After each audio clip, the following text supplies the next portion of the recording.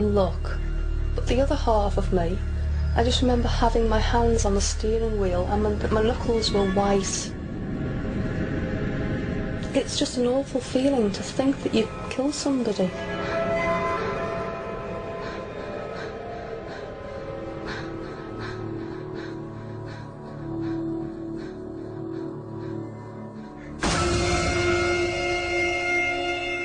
The police officer knocked on my window. He asked me was I all right, and I said no, I wasn't. You know, I said, I think I've hit somebody, a girl, and could you go and look for me? The police officer came back and he said there's no one there. I just thought, well, there's got to be. There's got to be somebody there. I didn't think they believed me, actually, that I'd actually seen somebody until I described what the lady looked like. And he said, well, haven't you heard? What? About the ghost. Could Plasteg's dark history hold the key to the sightings on the nearby road? Sir John Trevor had a daughter, Dorothy, and as was common then, rich families would try to marry into rich families. They had somebody lined up, a sort of nobleman with a good estate in Cheshire. Yet Dorothy did not agree with her father's plans for marriage and plotted to run away with her true love, a local farmer's son. Now, a week before they eloped, Dorothy took some family jewels and hid them in the well nearby to the house. Dorothy and her lover arranged to make their escape under the cover of night. But first, she walked alone to retrieve the hidden jewellery that would fund their future happiness.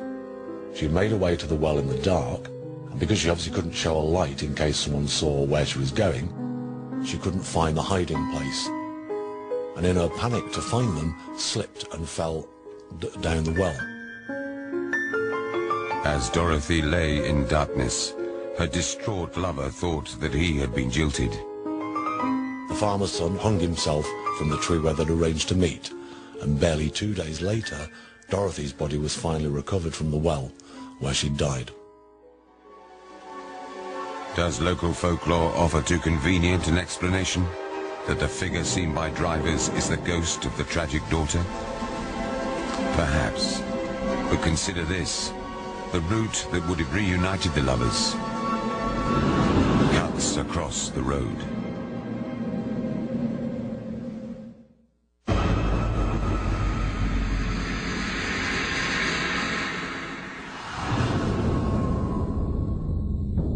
Mid-19th century Britain, Swindon Railway Works, where thousands of men would risk their lives in brutal and dangerous conditions, toiling to build transport for a new age.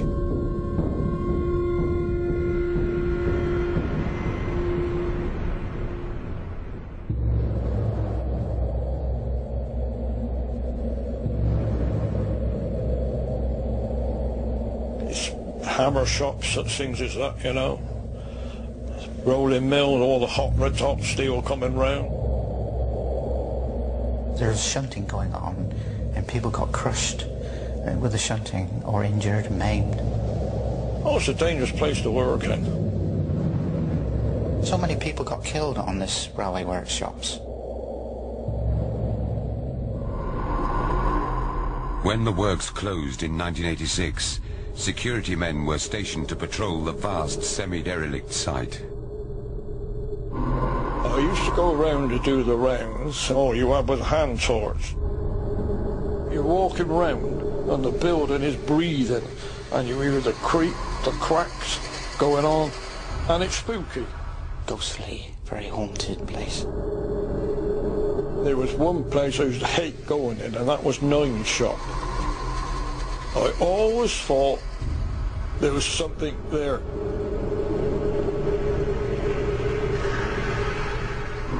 And the guards soon began to feel that they were not alone.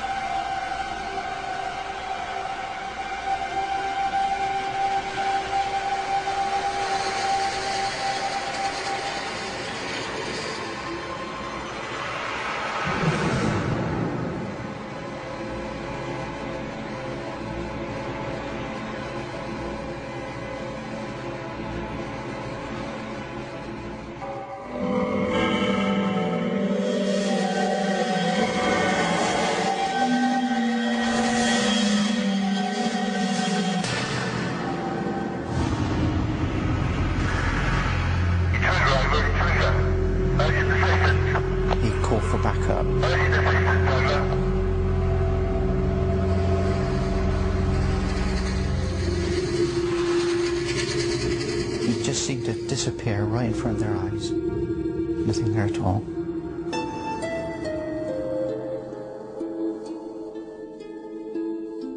They more or less broke down in fear.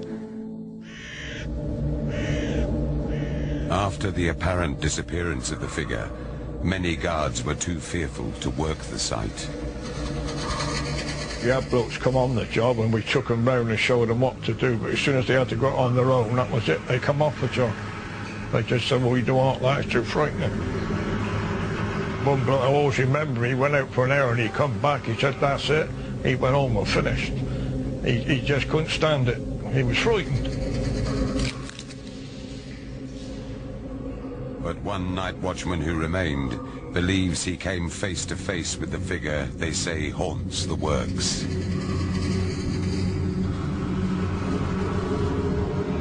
I couldn't tell you that this night was any particular, in any way different to any other night.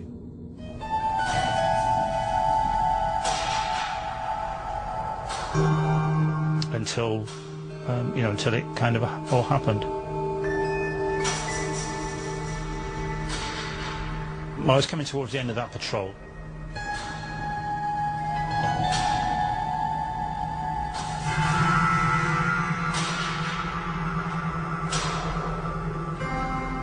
And as he was coming down the stairwell, I caught a movement out of the corner of my eye. he saw a figure. This figure was looking into the inside of this clock.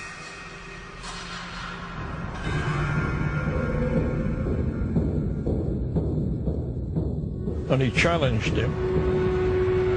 And as he did so,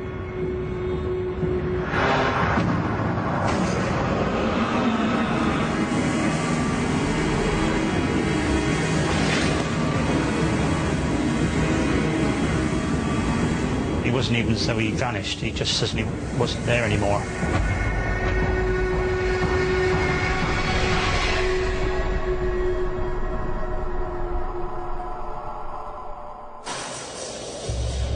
Is it possible the figure could have been a ghostly echo of the railway works past? It is certain that the clock was one that Great Western Railway trains set their timetable to. And over the years it would have been the duty of various workers to make sure the clocks were in working order. The way Steve described him, it was the man that used to look out at these two big master timepieces we had in the works. There's no other explanation. Nobody could have got in there because the doors were locked both sides.